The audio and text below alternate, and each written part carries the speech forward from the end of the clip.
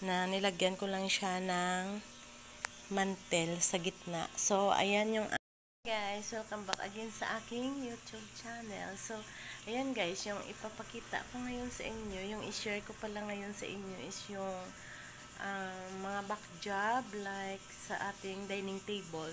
So, yun guys, ipapakita ko sa inyo. Ayan guys, like yung ating dining table. So, ayan, meron tayong ditong dining table na yung wood natin is kamunsel. Ewan ko kung anong tawag sa inyo yung kamunsel na fruits. Ito yung kanyang wood guys. So, ang ganda siya. Ayan, ganyan siya kakapal. So, ayan guys, yung ating talakayan ngayon, yung back job sa mga ganitong uri ng dining table natin. So, ayan guys, ito papakita ko sa inyo. Tsan-tsan-tsan! So, ayan guys. Yung itong klase ng dining table, ito yung ating mga maaaring mga back job natin guys. So, ayan, tingnan natin. Ayan guys, yung wood natin, halimbawa, pag hindi siya isang piraso talaga na buong lamisa siya, buong table, yung wood natin, kung hanggang dito lang siya, so yung tendency natin, maglalagay tayo ng ganito sa gitna.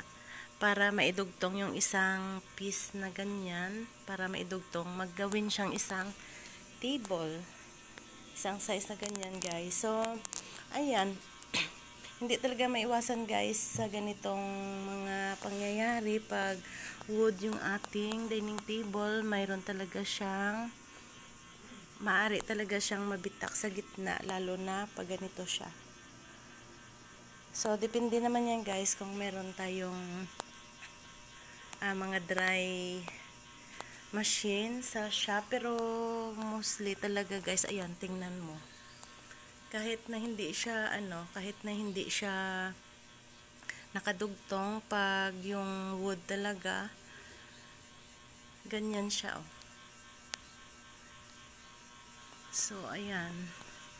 So, yung gagawin lang natin dito guys, yung back job nga, yung sinasabi ko back job nga ito sa amin, pero pag ganyan talaga siya na malaking bitak, doon na yun gagawin sa shop, kasi lalagyan pa nito sa gitna ng another wood, depende sa paggawa yan guys. So, ayan yung ma-encounter natin sa negosyo natin pag mayroon tayong back job. So, yung ginawa ko guys, kasi amin naman to, nilagyan ko siya ng table mat.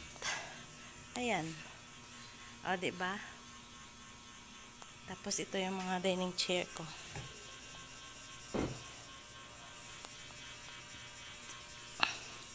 So, ayan guys, yung ating ma-encounter sa mga back jobs natin.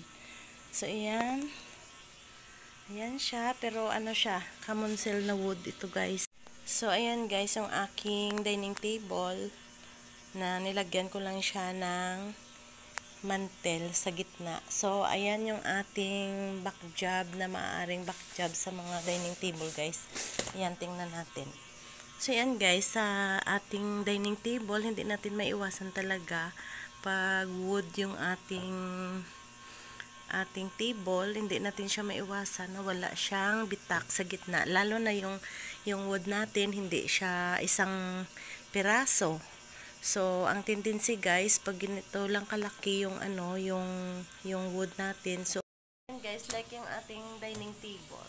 So, ayan, meron tayong ditong dining table na yung wood natin is kamunsel. Ewan ko kung anong tawag sa inyo yung kamunsel na fruits. Ito yung kanyang wood guys. So, ang ganda siya. Ayan, ganyan siya kakapal. So, ayan guys, yung ating talakayan ngayon, yung back job sa mga ganitong uri ng dining table natin. So, ayan guys, ito papakita ko sa inyo. Tsan-tsan-tsan! So, ayan guys, yung itong klase ng dining table, ito yung ating mga maaaring mga back job natin guys. So, ayan, tingnan natin. Guys, welcome back again sa aking YouTube channel. So, ayan guys, yung ipapakita ko ngayon sa inyo, yung i-share ko pala ngayon sa inyo is yung mga back job like sa ating dining table. So, yun guys, ipapakita ko sa inyo.